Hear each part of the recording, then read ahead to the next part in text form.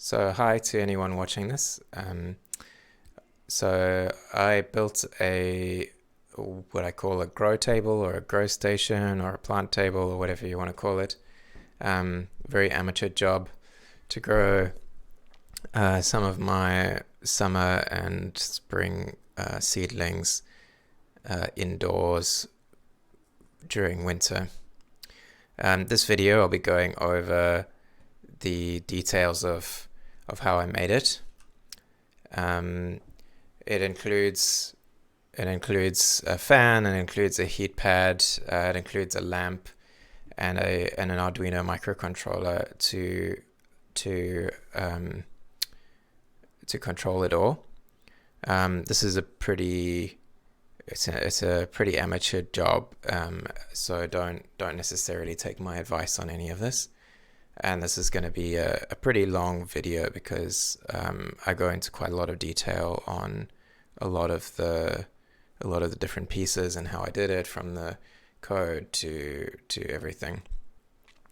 Um, so the actual table itself, it's just an off-the-shelf table from I don't forget what it's called, but it's an off-the-shelf one that we bought at Aldi.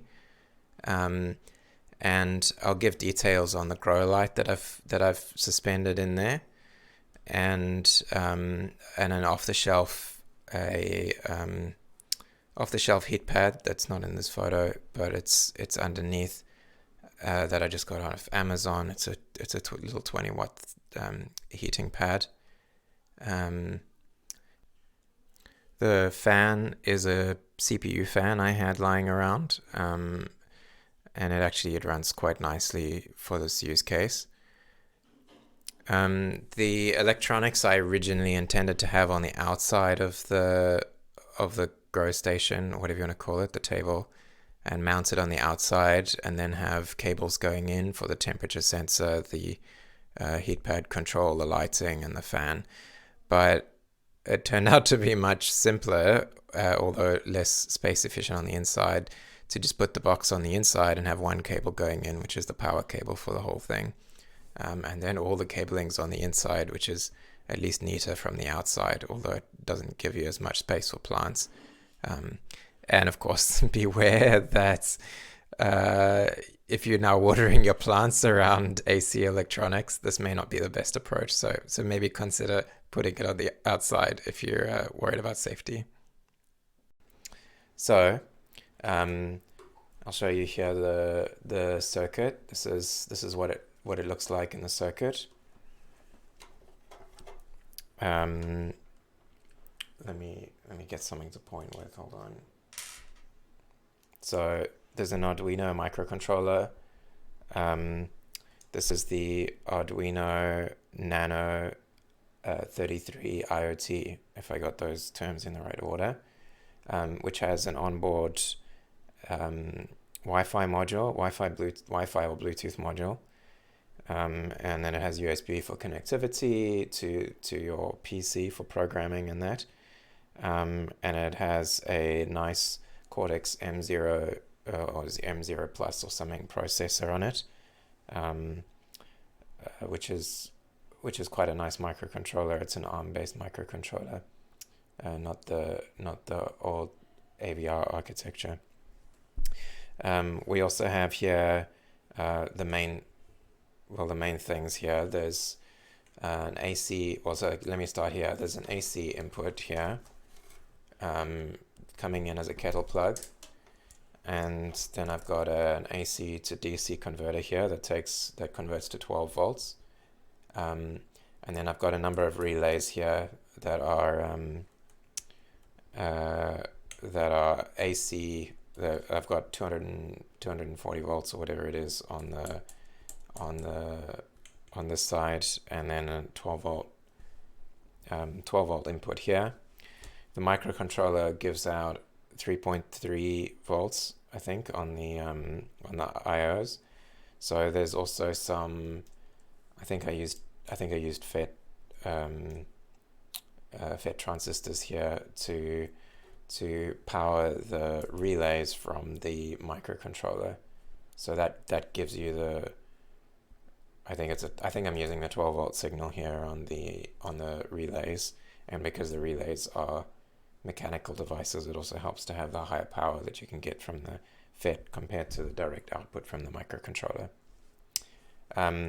So these are to control, I forget the ordering here, but one of them is for the grow light, one of them is for the heat pad, and one of them is spare, which I may use in future. I've also got an LED indicator. I've just got a single RGB LED. This is just so that from the outside you can see basically what states it's in, even if it's not connected to the Wi-Fi. And basically the states I put it in are green, and green for startup, and green-blue for connected to the Arduino cloud. And once it's connected, then all the other information I get through the cloud rather than through the board. So there's actually no other LED states. I also put in a buzzer or beeper. I don't know. It says it's a buzzer, I think, but it beeps. And this is useful. I use it at startup time. So there's a 250 millisecond beep at startup that tells you that it's starting up.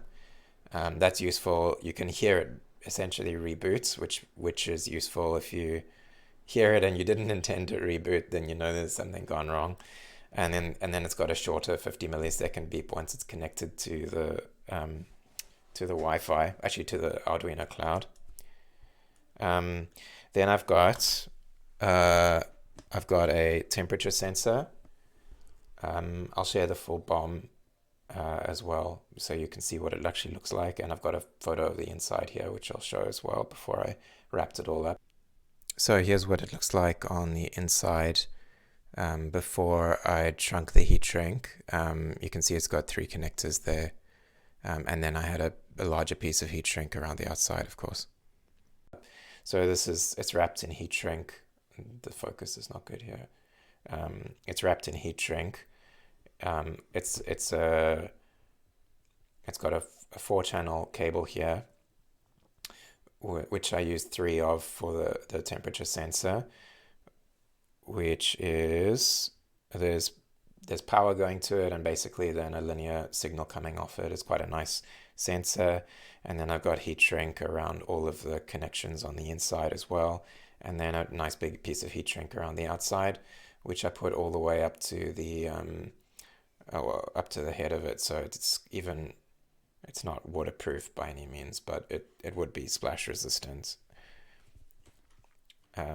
If you got it in a grow station and you're spraying water around, that's quite convenient. The temperature sensor is hooked up here, and this is not the best connection here in terms of mechanical stability, but you'll see here on the cable it's a little bit dented, and the reason is that when I actually put it into the enclosure, when the enclosure screws together, it kind of holds it actually, so it's not too bad mechanically.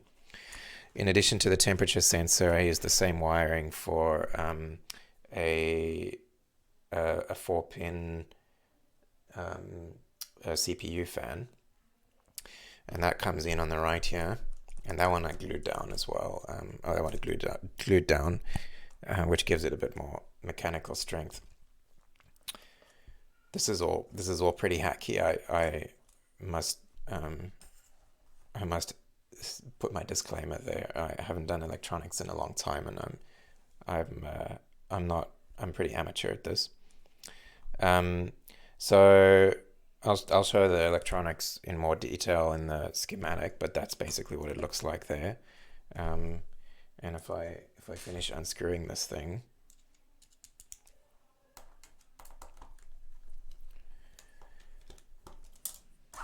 so I bought this enclosure. Most of the stuff I bought off Element 14, I think. This enclosure is nice. It's got mounting holes on both sides. So these ones are not to close the enclosure. They're actually to screw in the circuit board, which is nice, and then these holes are for the to actually close it. And then on this side, now the camera is a little bit close, but I can't really move it. I made a groove here for the kettle plug socket, with some screw holes there. On this side, which I won't open up right now, but you can see I just bought an AC connector there. If you're trying to do this without high voltage AC, maybe there are ways to do that. Certainly the grow light that I'm using, it's called, I'll get the exact name, it's Spider something or other. It does have a control input that you could use to control it digitally, and then you just keep it powered all the time. But the protocol was not documented, so and it just adds complexity. So I just decided to go in straight on the AC, and then also the heat pad that I've got is also it plugs straight in, so it just plugs in. So having the AC plug there is really useful. You just plug something in, and then I've got an unused connection here. So that would be AC power if you turned it on, but that's all inside the enclosure. What else? There's the LED hole that I drilled, and then there's the two cable holes here, or cable notches, whatever you want to call them, which I used a Dremel to just cut out the sides there. The cutting here is also pretty amateur. It's a combination of a hacksaw that I used, combined with a file to kind of to make it a little bit bigger. I used the hacksaw to make it a little bit smaller than I intended it to be, with the intention of making it bigger with a file so I could control it more carefully. And then can't remember if I used the Dremel on that one as well. The trouble with the Dremel on this plastic is that it melts it, so it's not the greatest. I think that's all the I/O. Is there anything I'm missing here? Oh, no, I think that's it, and I'll go through the schematic as well. On the back side of the board here, you can see, I'll highlight a few things. One is that I've separated the AC side of the board from the DC side with a very clear line. And then in addition, with any point at which I have high voltage AC, I've basically taken all the metal off the board around those points, because I'm scared of AC, because it's pretty dangerous. So you wanna be super careful. So that's just something to note. The relays are across both, so you can see they touch the AC side and they touch the DC side, but it's completely decoupled. And then of course the power supply here, which is just an off-the-shelf module, also touches both. So it's got the 12-volt output on this side and then the AC input on this side. Very important is the fuse. I did blow a fuse in the process of doing this. I also destroyed an Arduino, so it helps to have a backup one. The other thing I would recommend, which I didn't do the first time, is to buy a socket. I won't take it off, but you can see you can buy them with pins or without, the Arduino with pins or without. This one came without pins. Can't remember why I ordered it without pins. I think just they had stock of it or something. But then I bought this socket. This particular socket is the wrong size, so I stuck little pieces of wood in the last slot. So I didn't end up using the point of the socket, but after the first time I did this, I blew the first Arduino. I still don't know why. Somehow I must have connected up 12 volts to the wrong place or something, because it's a 3.3 volt Arduino, but then it can take up to 12 volts, or it can take more than 12 volts input. but only if you put that in the right place. You got to put it on the power input. Um, so after blowing that, I decided, okay, now it was a huge pain to then take out desolder the Arduino that I'd blown. And I thought, okay, I'm going to use a socket in case I blow another one. And also I'd only ordered one, so I had to wait then for shipping of another one, which at the time the stocks were low, so it took longer than I hoped. Um, yeah, that's pretty much it. This ugly white cable is because, and I might show this on the schematic later, but I hooked in the. I'm trying to remember. I think it's the PWM for the fan control. Um, I put it in on a pin on the right here, um, but it turns out that that pin doesn't support PWM output, and I tried it on another one and it also didn't work, and then I tried it on this one. I found the documentation a little bit confusing, and the yeah, it's not a limitation of the MCU as far as I know. It's a limitation of the way that it's been set up with Arduino. Anyway, so that's that. Anything else to highlight here? I'll note that I put the power signals red and black to indicate ground, and in this case 12 volts. And then I used red for 12 volts and yellow for 3.3 volts. You get 12 volts out of the power supply, but the Arduino actually gives you 3.3 volts output as well, because it's got its own regulator on board. And that 3.3 volt output I use in a variety of places. The temperature the temperature sensor, for example, needs to be powered by 3.3 volts. I can't remember. There's probably some FETs and things like that are also powered. Mechanically speaking, I just drilled these holes for mounting it, and this is a bit of a bad job there, but I used a combination of drilling and dremeling and whatever to try and get out the notches on the edge there. And that's for when you actually mount it, of course, you need it to go around the screw holes for closing the enclosure, but still have, the position for mounting it there. Yeah. Cool. So that's the mechanical board. So now I'll switch to show you some of the what should I show you first? Okay, so in terms of the design, this diagram's been patched a bit, so I apologize. So can I zoom in here? What can I do to make it easier to see? Okay. Oof. Oh, the controls here are terrible. Okay, so because I happen to zoom in on the relay driver, let's talk about that. Can I zoom out just a touch? There we go. Okay.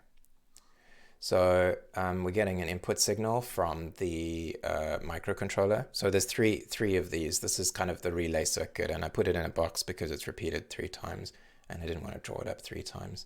So we get the input, 3.3 volts. This I'm feeding to a FET, basically as a way of pulling the high current. Oh look, coil 900 milliwatts. Yeah, that's quite a lot of power. So I've got a FET to drive that current, which you need. So basically, a little bit of signal on the input here will turn the FET on. I'm using it as a switch here, which will pull current through from the 12 volt supply, and the 12 volt supply has enough power to do that. You need this diode to prevent what's it called? It's from the inductance when you try and turn on and off the relay. It's going to generate a current signal that opposes what you're trying to do, and that needs a place to discharge. So that's important. I forget how I came up with that. If that was like a reference, I know that's what you're supposed to do, but I don't remember how. How I remembered which way to put the diode and whatever, because I'm not deeply familiar with it.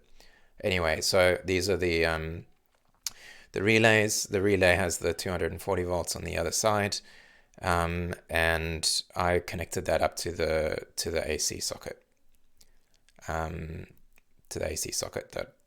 I connected to the side of the box. So that's the relay driver. Let's see if we can zoom out a bit here. This is the Arduino. Actually, what you're seeing on the screen here is slightly out of date, I think. Because I needed to change that PWM that I was talking about. I don't know if I updated that. Anyway, so I'll check the pinouts again. I've got another diagram that I used for the pinouts. So we have a bunch of relays here. They're on the right, but on the actual circuit, they're on the left, the way that I've structured it. We have a temperature sensor. This is an off-the-shelf temperature sensor. As I said, you need to give it 3.3 volts input, and that, you need to give it, I forget the range, 2.5 volts to whatever, and we have 3.3 volts here. That 3.3 volts comes out of the Arduino. It's an output. So we give it that, and then it gives an output signal. It's a really nice linear signal between, I don't know, it's around 2 volts. It changes by, I don't know, a few hundred millivolts over the kind of ranges we're talking about. So it's pretty, it's a pretty good range. And then I think it is in the data sheet for this that they recommended putting a capacitor on the output. I can't remember. And then feeding that to an analog to digital signal, analog to digital input. Also for the analog to digital stuff, I put in a voltage reference. So this produces a very well-known voltage. I think it's about 2.5 volts.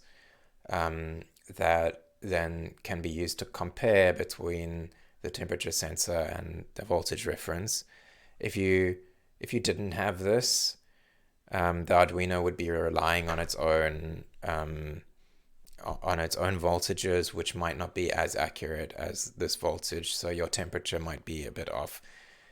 If you're controlling a grow station, maybe that doesn't matter, but I have that in there. So I mean, yeah, you could probably do without that, honestly.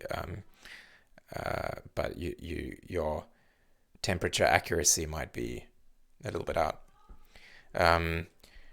These LEDs didn't work the first time. You see all the red corrections here. In my original design, I can never remember which is the cathode and the anode, but in the original design they had a common ground, and when I bought the LED, I actually bought one that has a common positive voltage. So they didn't work. I had to rewire, or it didn't work because I did the wrong thing. I'm so careful with it, but I'm also like, I always get something wrong. Anyway, so the LEDs can be driven up to 20 milliamps, but actually we're driving here straight from the Arduino, which only gives 7 milliamps output. And I put in these resistors here. I mean, probably if you drove them without the resistors, it would be fine. But it's good practice not to just rely on the internal resistance of the pin when you're driving it. So you have these resistors here. That's calculated such that if you apply a 3.3 volt across them, you'll get however many milliamps it's supposed to be. I forget what current I used for the calculation. Probably not 20 milliamps because it can't drive 20 milliamps. The buzzer. This is a pretty simple circuit. Is that really as simple as it is? Yeah, I think that is. So it's a 12-volt buzzer. That's the only complicated thing here is that you need to give it 10 milliamps at 12 volts, and the Arduino only gives out 7 milliamps at 3.3 volts. So again, some resistor. I don't know what I actually used here in the end. Probably a 10K or something would be fine. Depends whether you use a FET or a normal NPN uh, uh, transistor here. But this is a cheap. The FETs are easier to use, so if you're not sure what you're doing, just use a FET, and it's super easy. The FETs are easy because they have they take almost no current as the input, pretty much zero current as the input. So this resistor is doesn't mean anything. You don't need it. You almost don't need it because you're just providing a voltage rather than a current, and that'll turn it on. This one here in the diagram is not a FET. It's an NPN the transistor, which is which means you do need to provide it some current. And I don't know how much. I don't remember what it is. What how much current you need for this. Anyway, so that's driving the buzzer. So basically, when there's a high voltage on the output there, it will put current through the transistor, which will pull more current through the buzzer, which will essentially pull the voltage down for the buzzer. So the buzzer is always connected to 12 volts, but it's not always connected essentially to the ground there. What else do we have here? Okay, that's the power supply. Why can't I scroll? Okay, there we go. This one is super simple. Nice power supply module, basically does all the work for you. 5 watts output, but as we know, so 5 watts is probably way too much for the Arduino, but the relays here, according to what I wrote here, take up to 900 milliwatts to drive the input coil. So you do need a reasonable power supply here, and you of course need the fuse. So after the fuse, I called that live. I guess that's the one that's connected to the relays. So the relays are taken after the fuse. So that means that the fuse is, if this diagram matches what I did, which I'm actually not sure it does, then the grow light and the heater and whatever actually are after the fuse. I'm not sure that that's what I did. It doesn't matter too much, but it's important that there is a fuse for the board itself, because you're very likely to have a problem there if you wire it incorrectly the first time. And I did blow a fuse, I believe. I don't remember what I did wrong. That's the schematic. Let's see what else is there. I think that's that. Then the other thing is the code. So for this, let me see. I think I'll open up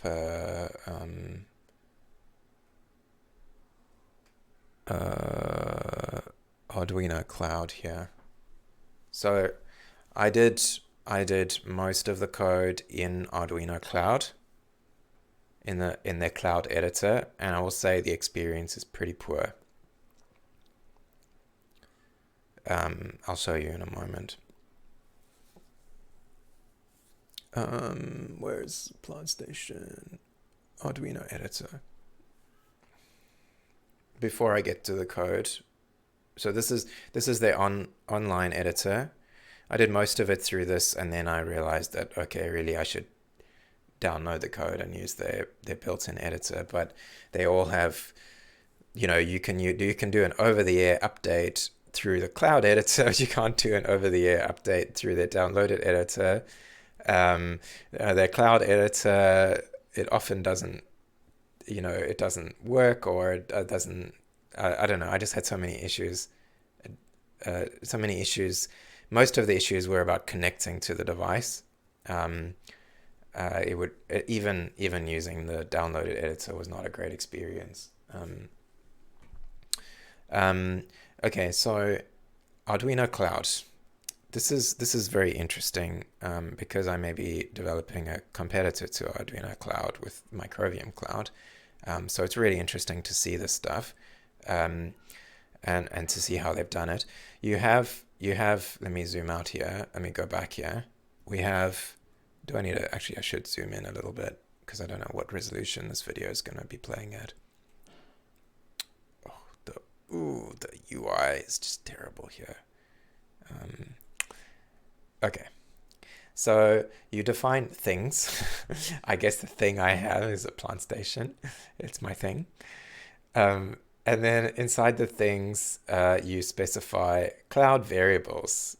Um, and this is ClickOps, which means you have to click and type and whatever into the interface here to make cloud variables. There's no way to do infrastructure as code or whatever to define cloud variables. What cloud variables are is they're values that are synchronized between the IoT cloud, what we're seeing here, and the device, which I'll show you the code for in a moment. So the I've got a ton of values here. I thought I would only need a couple, and Arduino Cloud does give you a couple for free, but I ran out of free ones as soon as I started debugging, and I needed access to lots and lots of variables. So I paid for 1 month of the subscription, which I think the cheapest one was like $7 or something per month. You can get like a $3 per month one if you pay for a year of it, or whatever it is.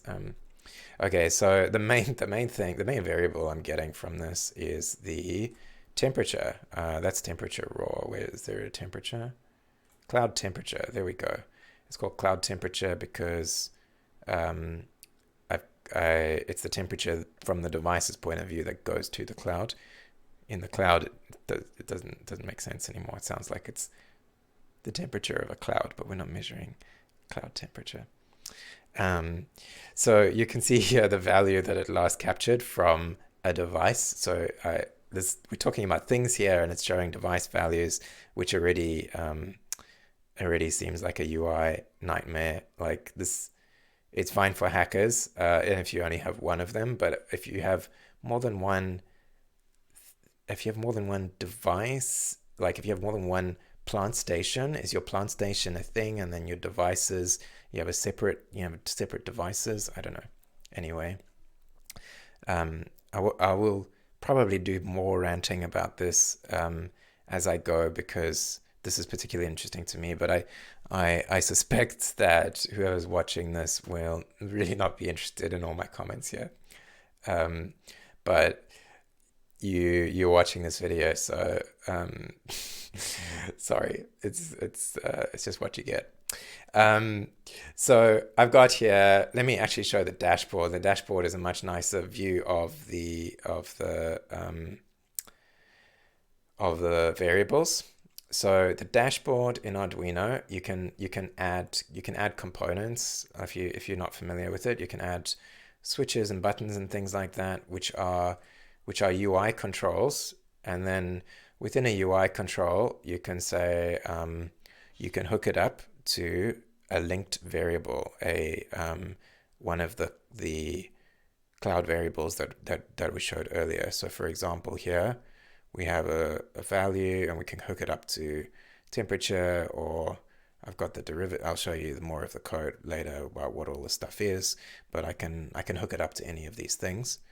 And then so this one's hooked up to the time, and great UI experience. Even though the time would fit here, it's put an ellipsis on the seconds. And then you can in a separate view, you can move these things around. So you can, oh shoot, that's not good. I just accidentally. Okay, this is the other part of the bad experience. It's literally moved. Oh, it's moved everything down here down by about 5 blocks just because I did that simple swap. You can lock these things in place, but then when you want to actually move something, you want to move it down a little bit, and you've got to unlock everything to reorganize it. It's a royal pain, um, and it's so limited. Anyway, sorry for the rants. So here we have a temperature graph. Um, the the control loop, which I'll show you in a moment, is trying to maintain 25 degrees. But because we're in winter, it's quite cold at the moment. It's not maintaining 25 degrees. So here it probably had the heat pad on full, but it was probably nighttime. So it just kept cooling down. It only cooled down to 21 degrees here, even though the night was probably 8 or 10 degrees or something last night. Outside anyway, and inside it was probably like 13 degrees. We have terrible insulation in this house. And then in the morning, probably, oh, here we go, at 7 a.m., it would have turned on the light. The light generates heat, starts heating up. It never got hot enough here to actually turn on the fan, according to this, because it never got to 25 degrees. And probably the disconnections here are probably I rebooted it or I unplugged it or whatever. Who knows?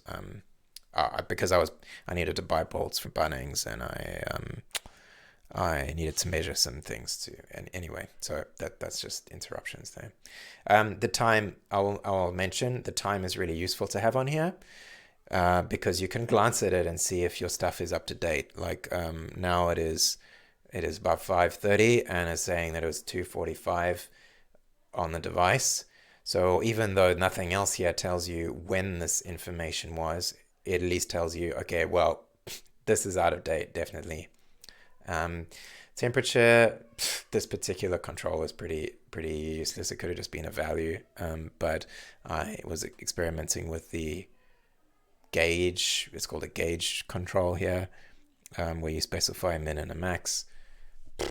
Yeah, anyway, and this tells you if the lamp is on, the heat pad is on, the fan is on. They're all off according to this, probably because I've unplugged it all. I don't know, because it's sitting on the table here. Then for debug purposes, remote control. So this is a flag I've got, you'll see in the code. If this is on, then it basically ignores all of its own sensibilities in terms of what the temperature should be. It just obeys. Ignore that one. You can turn on the buzzer, you can turn on the fan, you can control the fan speed, you can turn on and off the lamp, which you can use to hear the clicks of the relays, which is really helpful for debugging issues when you do it and nothing happens. There's a reboot button, which is, how's that for a user interface? It was completely empty until you actually click it, and now it's rendered. Okay, and then on top of that, excuse the layout that's just gone crazy. We have all sorts of debug things. I've got a loop counter to see how many times the main loop has iterated, and various control things, which I will get to in a moment when we look at the actual code. So that's the cloud interface there. From here, I don't know how you get from here. Oh, there's the web editor. That's how you get to the web editor. So you can go from one to the other. Go to IoT Cloud, or go to this page or one of these pages. Why this is separate from the editor experience, I don't know. Why, anyway, like it doesn't feel very cohesive. Anyway, stop ranting. Let's look at the code.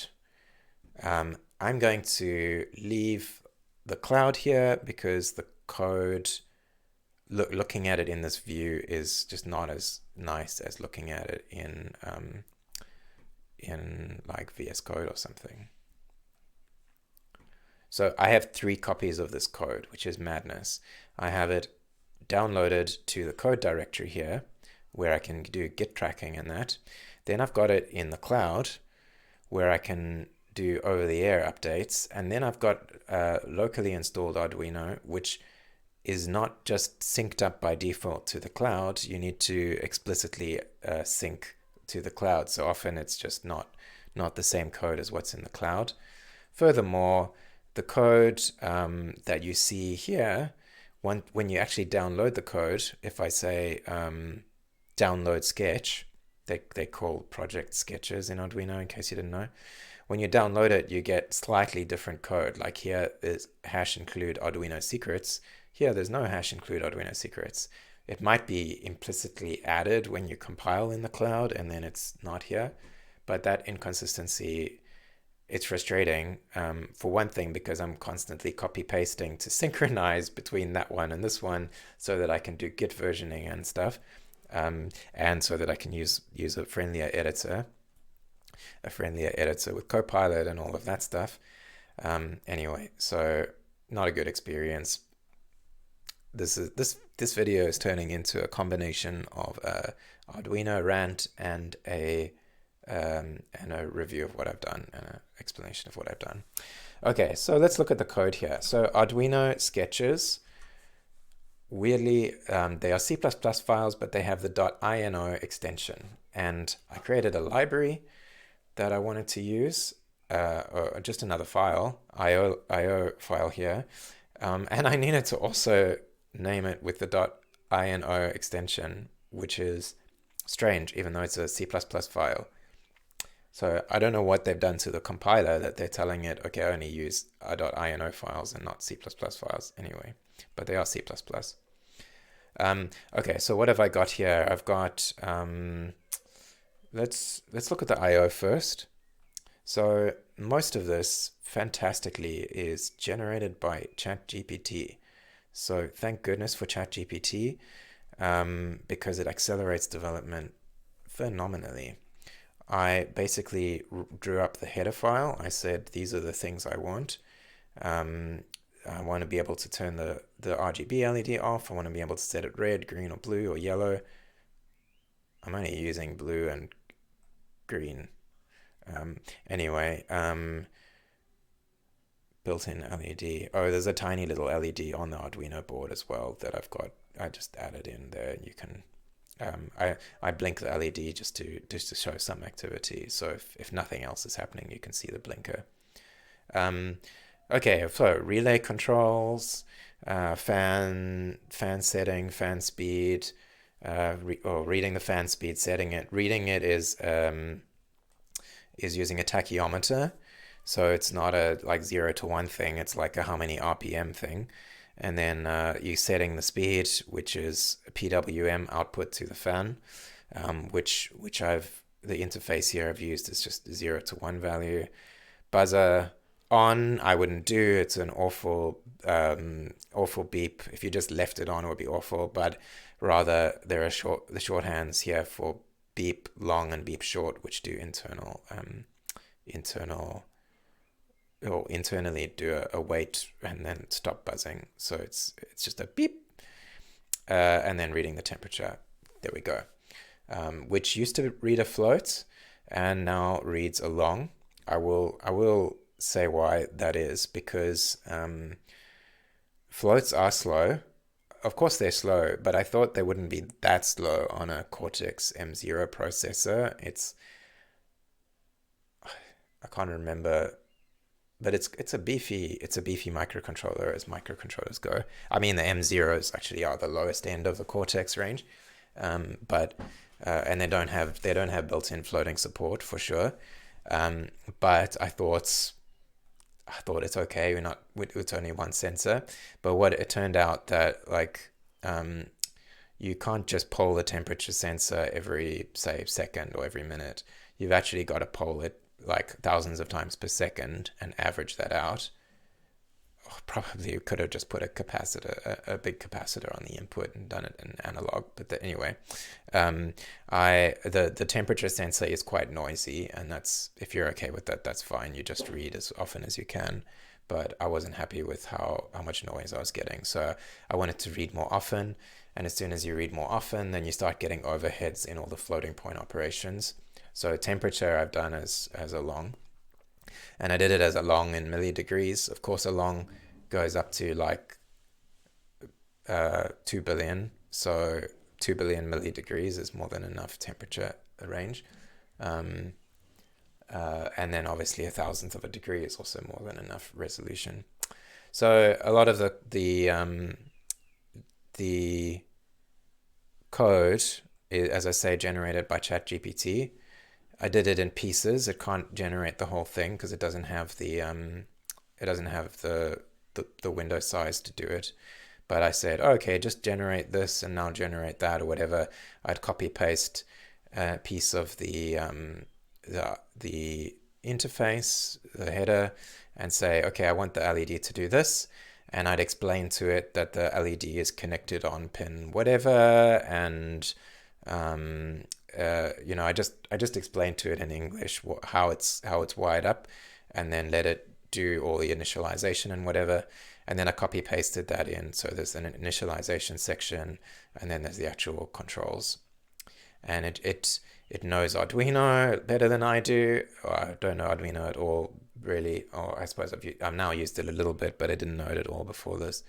And it knows the board. It knows what a Cortex M0 is, or the SAM whatever module. It knows everything. So beautiful. The one thing that it wasn't able to do, which was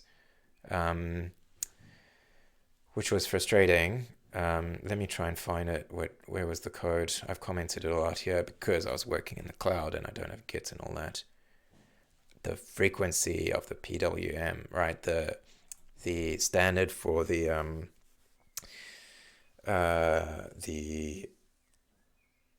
what's it called? The CPU fan. CPU fan is supposed to be driven by a PWM that's running at 25 kilohertz. ChatGPT tried everything to try and do this. It tried setting it directly. It tried using other timers on the thing. It tried all sorts. It did not work. I heard that there was an upgrade to ChatGPT recently, and I don't know if that happened before or after this, but a lot of people have complained that it got stupider at that point. And possibly what I'm looking at here is just ChatGPT struggling because it's been upgraded with a worse version. Anyway, so that's the one thing that didn't work very well. And in the end, I just left it at whatever frequency it was, and the fan seems to be okay with it.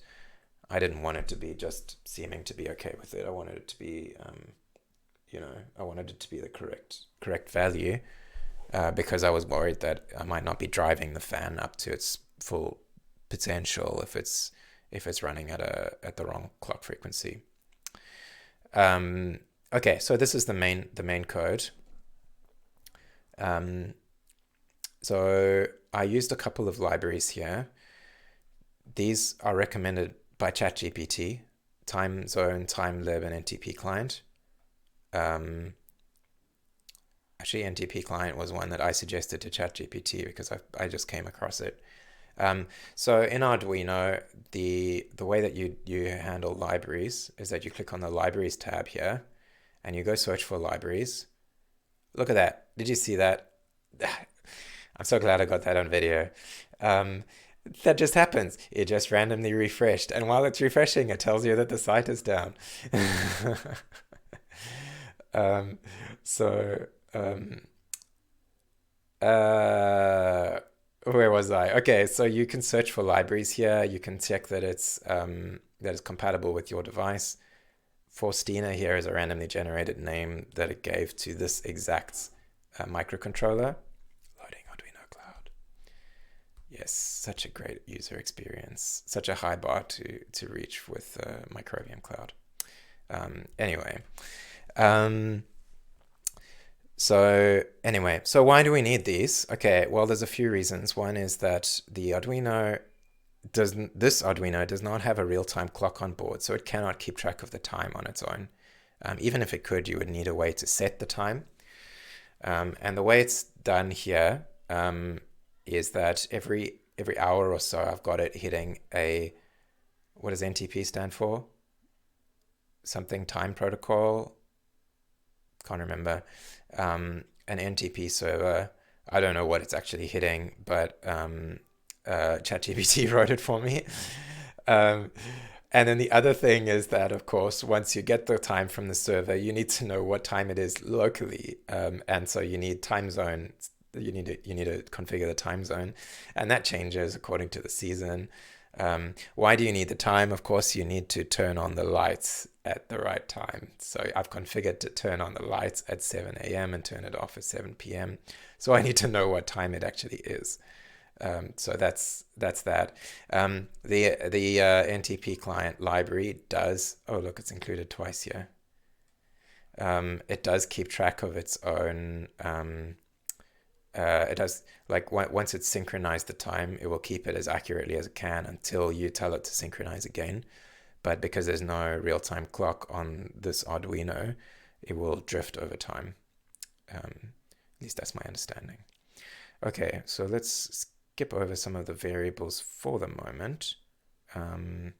Actually, okay, I take that back. I developed a library called an averaging filter. I'll just go over that quickly.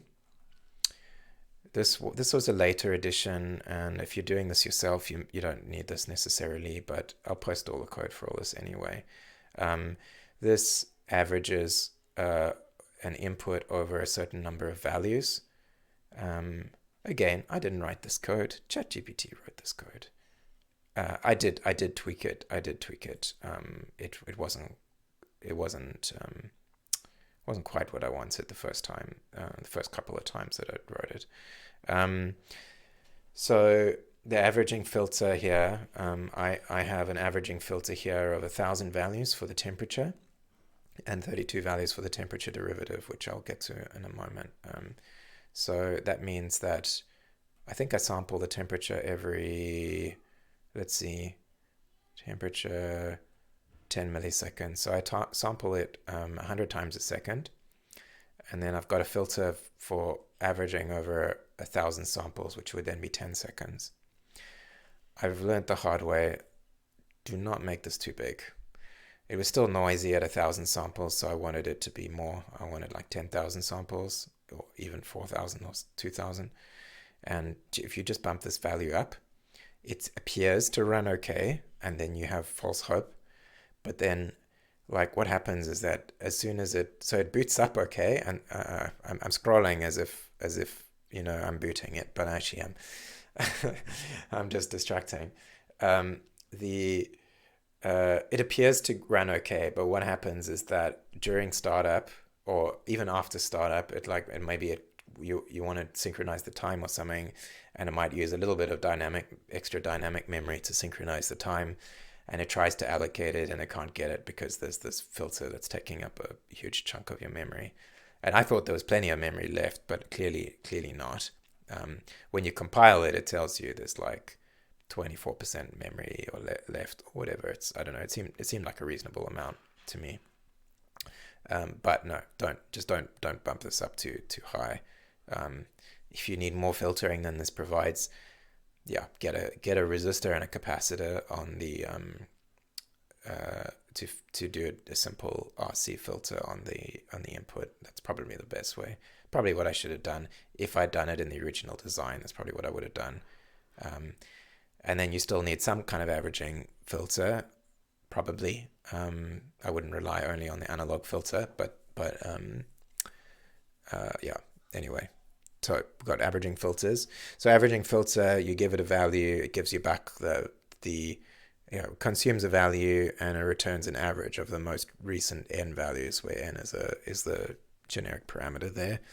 And then this I didn't use in the end. It was to calculate the slope, the average slope of the most recent n values, i.e. the slope over it's not 1,000 values necessarily, because when you start out, you've got no temperatures, and then you got one temperature, and then you got two temperatures. So you're accumulating them into the buffer until you get the buffer full. But until you've accumulated, you need to take into account the number that's in there.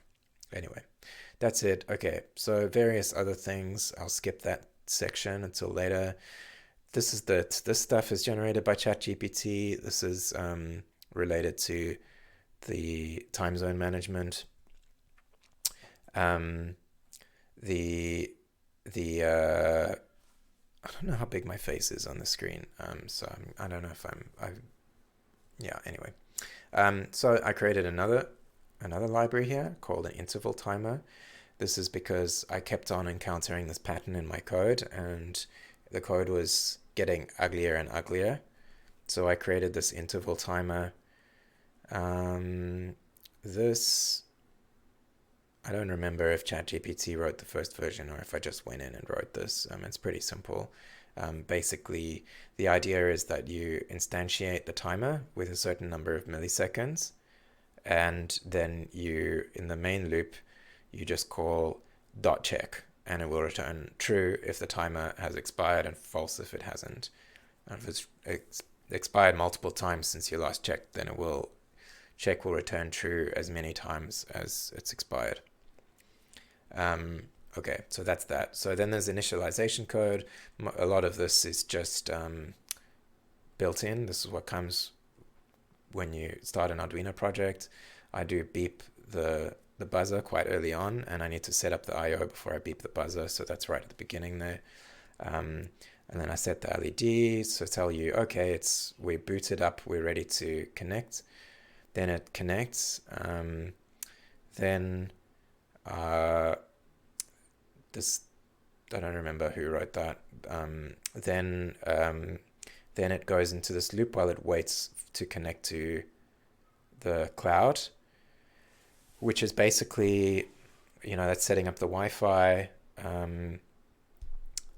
connection, and then connecting to Arduino Cloud, whatever magic that is. It's just built-in Arduino stuff. Arduino, do this, do that.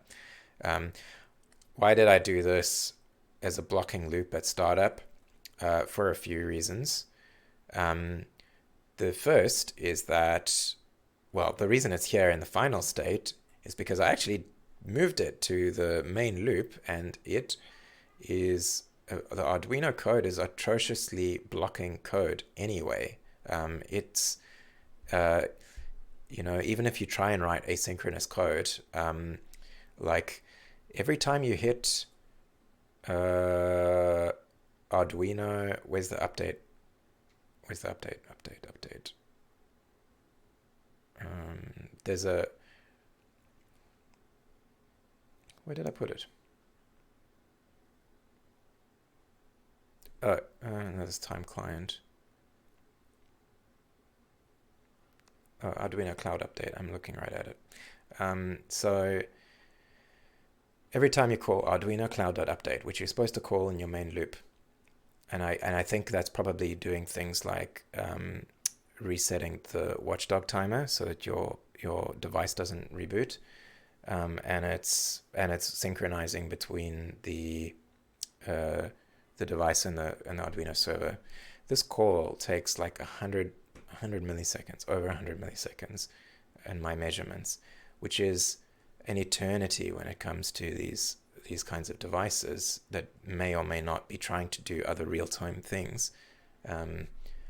That is such poor practice. It should not take more than a fraction of a millisecond. If it has other things to do in the background, it should do those in the background. It should either thread them or write asynchronous code. It should not block the main loop for 100 milliseconds. On top of that, I think sometimes it blocks for much longer, and it blocks for so long that it reboots the Arduino because the watchdog timer times out. Because I do get watchdog timer timeouts, and I'm fairly convinced that that is probably the culprit, given how poorly that's written. Okay, anyway, that's something to note, is that if you're trying to do updates and things before it's connected, I think it's actually doing this delay anyway. But at startup, you need to do the delay, and then you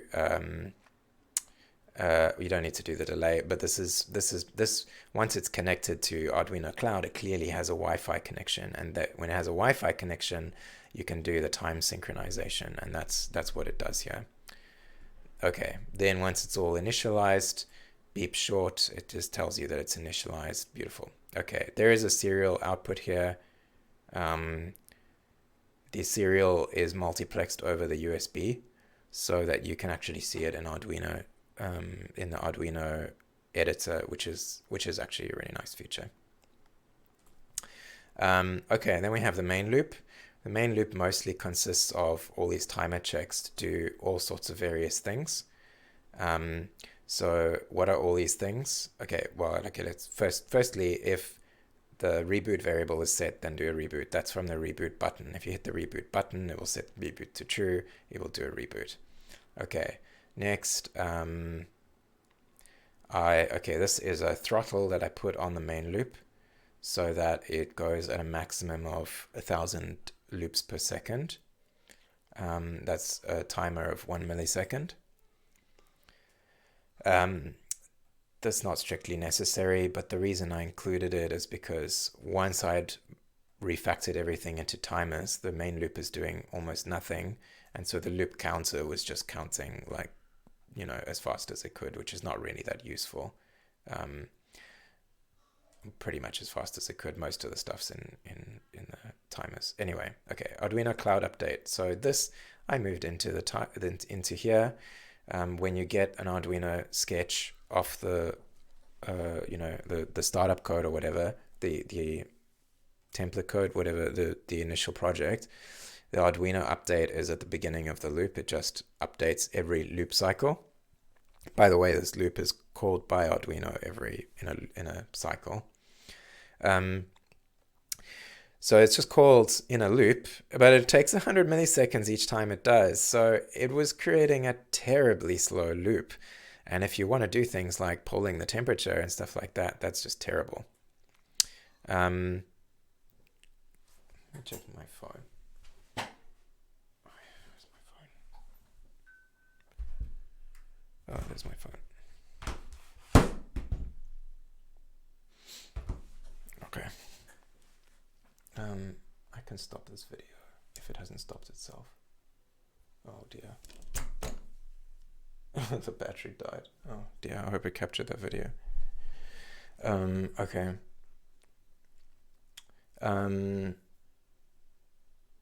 Okay, so where was I? So yeah, so this is super slow.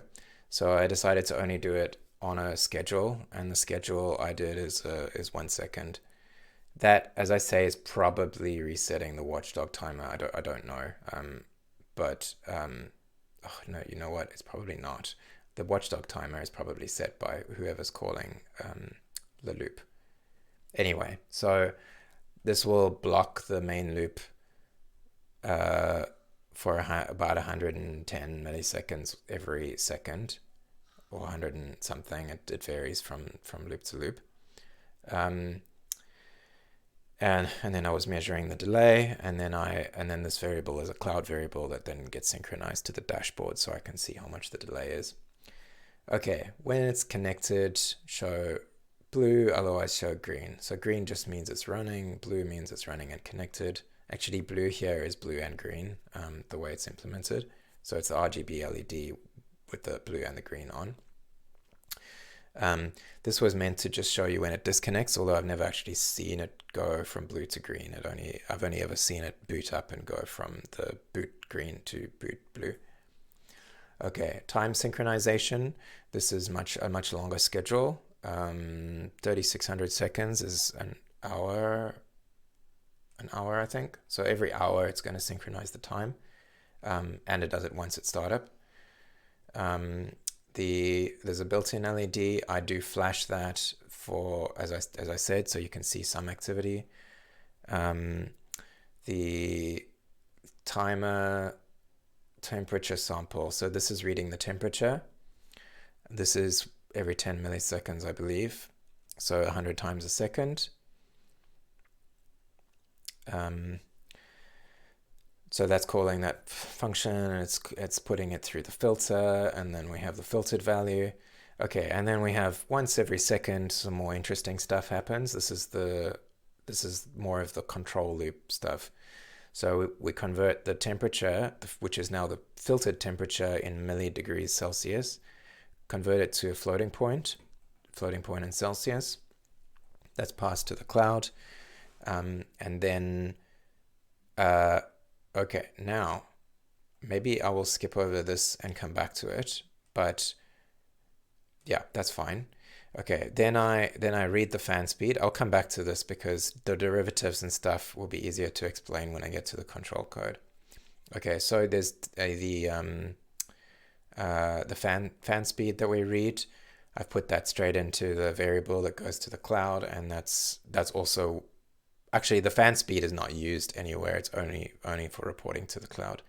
And then again the time. There's a function here for the time. This is written by ChatGPT. I didn't look at it at all. It just works. Um, refresh current hour. Okay, so if you have the time, you now need to know what hour of the day it is. You'd think that was simple. Well, it is simple with 3 lines of code, but you've got to know the libraries to do this, and I don't know the libraries, so I asked ChatGPT to write this. Wonderful. Okay, so what hour of the day is it? So you can turn it on in the 7th hour and turn it off at the 19th hour. Okay, where are we? Okay, then, so that's done every second. We figure out what hour it is, then we run through the control loop. Okay, control loop meaning the function that's called every second to perform controlling of the light. The lights and the fan and the temperature, the heat pad. So this has gone through a number of iterations that worked to varying degrees of success, and I think it's on the best iteration at the moment. And you'll see the legacy of some of the older iterations in this design. So the first thing is that, of course, if the lamp should be on, you turn it on. If the light should be on, then turn it on. Otherwise, you turn it off. So this is just set every time we're in the control loop. And then I didn't show, but at the end of the main loop, we take all of, well, if there's remote control, you're overwriting anything that was set in the control loop by whatever comes from the cloud. And then at the end of the main loop, we're writing the output from these variables to the actual devices. Okay, so the control loop, it's designed to write to these variables. Okay, so that's pretty straightforward. Turn on the lamp, turn it off at night. That's it. Hard-coded time, and you could have the time as configurable through the cloud variable as well. Okay, the control loop. This is fun. So in what's it called? Anyway, there is a standard way of writing a controller called a PID controller, which is one of the sort of simple but pretty useful types of controllers. PID stands for proportional, integral, and derivative, or integral and whatever, integrating and derivative. So the what that means is that there's 3 components to the control signal. So I've called it fan speed control, which is a legacy. It's just controlling everything. So it's control. But it's a pain to change it because it's coupled to, it is a cloud variable, and cloud variables are a pain to manage. So I did not change it. To change it, you would need to go to the cloud thing. You need to go to each of these and rename them individually, which itself is a pain. Then you need to refresh the cloud IDE so that it actually gets the new values. You would also need to rename it here. You would need to copy paste the code from the cloud. It's just a pain. So it's called fan speed, but it's not the fan speed. It's actually just the control signal, which we'll get to in a moment. Okay, you can think of the control signal here as the amount that we want to cool the plants down. The plants are getting, if the control signal is positive, the plants are too hot and we want to cool them down. If the control signal is negative, the plants are too cold and we want to heat them up. That's not quite right, but that's kind of the way it is. And this has 3 components that are added together. It has the P proportional, it has I integrator, and D derivative. Okay, So what are these? What does proportional, integrator, and derivative mean? So proportional is probably the most simple type of controller, simple part of the signal, and this is the most important part. This is basically like, okay, we have a target temperature, which is 25 degrees. We have the actual temperature, let's say it's 27 degrees. You subtract the two, now you know how many degrees you are over temperature. Let's say it's 2 degrees now. Okay, so how much do we control the fan? Well, the higher we are over temperature, the more we want the fan to go, right? So that's the proportional part. It's the fan speed is proportional to the temperature, the amount you're over temperature. And if you're under temperature, that's going to be negative, which will be landed, you can't have negative fan speed, so it'll just turn off the fan. That's not completely accurate in this implementation. I'll show you in a moment. So there's going to be some factor here for probably no good reason here. I'm multiplying by a third instead of dividing by 3. This was just a factor. This was just what I found. Actually, no. This is a thumb suck amount. So for every degree you're over, the fan speed will go up by 33%. It'll go up by a third of its full thing. So that means if you go 3 degrees over, the fan speed will be at 100%. So if you go, the aim is the target temperature is 25. So if you go 28 degrees, the fan speed should be on 100%. That was just what I decided. If you're more tolerant to, if your plants are more tolerant, or you think your plants are more tolerant, just bump that up. The reason I multiply here is because multiplication of floats is multiplication of numbers in general is much more efficient than division. But this is only executed once per second, so the efficiency difference probably does not matter at all. Okay, so that's that. But the problem is, like, you're gonna reach an equilibrium point if you only have the proportional controller. You're gonna reach an equilibrium point where the temperature, let's say, is 26 and the fan is running, but it's running at exactly the amount. How do I word this? Yeah, okay, so or you imagine that it's at temperature, it's at 25 degrees, and then you start heating it up. Of course, the fan's going to turn on, but as it turns on, it's gonna regulate that heat. But the fan, if it had to let's say for example that the fan brings the temperature back down again to 25. Now the fan's going to turn off again because it's now your temperature is at temperature, so your fan's going to turn on and off and on and off. That's not true necessarily. It's not going to oscillate like that. What's actually going to happen is it's going to find an equilibrium point somewhere in between those two, where it's not at 25 and it's not too high. And actually, if you're doing this yourself and you don't know what PID controllers are, or you don't want to copy my code, then you can just use a proportional controller and that's fine. Your temperature will reach an equilibrium, which is not exactly the temperature you want, and that's fine. But another thing you can do is you can say, well, the longer it stays over temperature, the more we want to increase the fan speed. So you have another component here, which is also added to the final fan speed, which increases for every second, because this loop is every second, increases every second that we're over temperature. And here it's a very slow increase. If we're up 1 degree above the, so let's say this one reaches an equilibrium point at 26 instead of 25. If we're 1 degree over, we're going to go 0.05% fan speed every second, which over 10 minutes or an hour or whatever will gradually increase the fan speed, which will gradually bring the temperature back down, and it will eventually reach a point where the temperature is exactly your target temperature, assuming that your fan can go fast enough, which I'll just say quickly here. I've got an emergency section here. if your fan can't keep up, you reach a critical high temperature, which is my absolute maximum temperature. I don't know, it's like 35 degrees or something for me. And it'll turn the lamp off, make sure the fan is on, heat pad is off.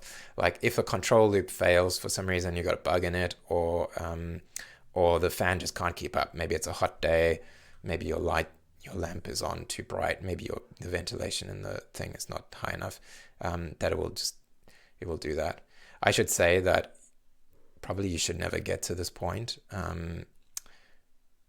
The reason is that if your plants are getting that hot that you're worried about them, your lamp might be much hotter, and that could damage the LEDs depending on it depends why it's hot. It could just be a hot day, then it's fine. But if you don't have enough ventilation in the plant enclosure, then you'll need to you'll need to probably add ventilation for the lamp. Okay, so that's the integral part. So the proportional part gives you an immediate response to a bad temperature. Your temperature goes high, the proportional part kicks in, but it doesn't reach a good equilibrium point, whereas the integrator helps refine that equilibrium over time.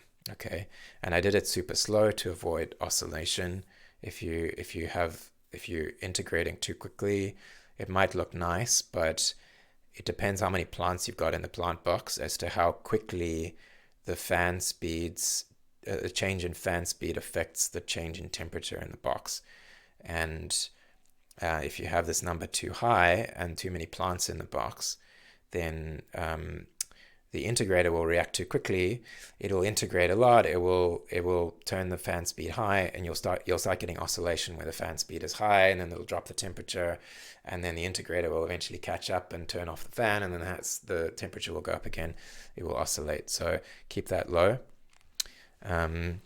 Then derivative. Okay, so the derivative I disabled in the end. So the derivative it can be a lot more fragile, but what that is it's a response to a change in temperature, and I did experiment with this. You can see here. So what that means is that if you're at 25 degrees but you're climbing at 10 degrees per minute, so there's something happening that's maybe you just turned on the light. It's first thing in the morning and you turn on the lamp. Okay. If climbing at 10 degrees per minute, so you're very quickly going to over a couple of minutes you're gonna kick in the proportional controller, because the temperature is going to rise. But can you do something before it even gets to that? You can detect based on the derivative, i.e. the slope, the rate of change of the temperature. You can see that it's going up, and you can kick in the fan speed early. So that's what the derivative is for. This would probably work better if you had some analog filtering on the temperature, which I do not have. So because the temperature signal is noisy, and because there's not enough memory on this device to really filter it properly, the derivative signal is even noisier, because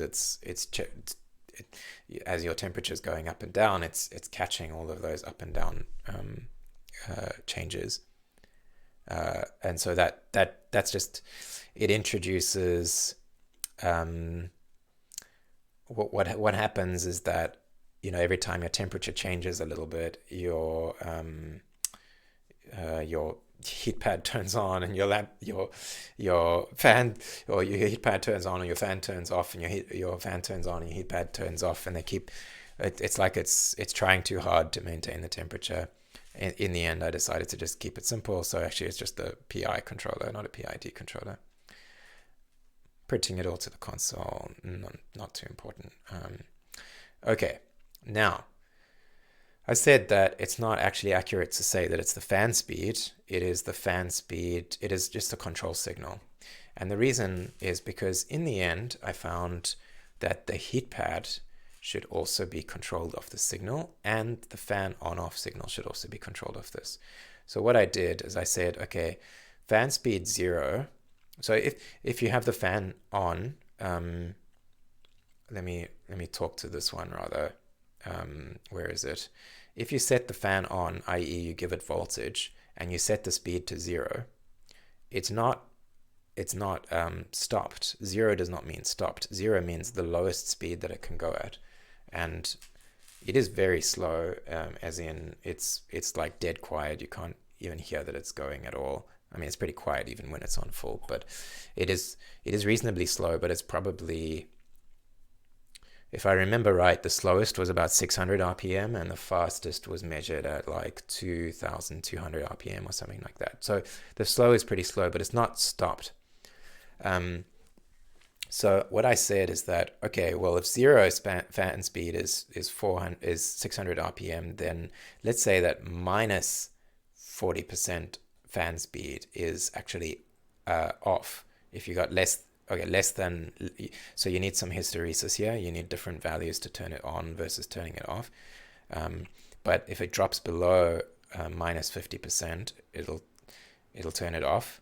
If it goes above minus 40%, it'll turn the fan on again, and it'll remain at the slowest speed all the way up until the fan speed reaches 0 and starts incrementing from 0. Then you'll start actually increasing the speed. And then likewise, at minus 90%, it will, well, let's see here. If it's, what did I do? If it's less than minus 90, so it's the fan is really negative, you're really trying not to cool it down, then it will actually turn on the heat pad to heat it up. So if I had to redo this, I'd probably invert the control signal, because it should be a control signal of what you're trying to do to the temperature. You're trying to increase it. It should be a positive.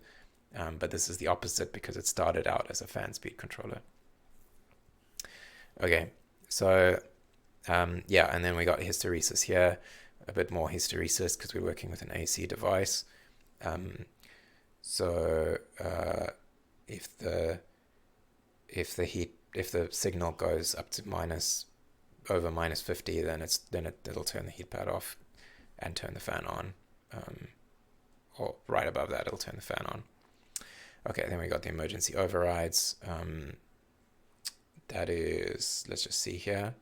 If it's above the absolute maximum temperature that you allow, then it's critical. Again, you need hysteresis. So for those who don't know what hysteresis means, so if you have if your absolute maximum is 35, which it is here in this code,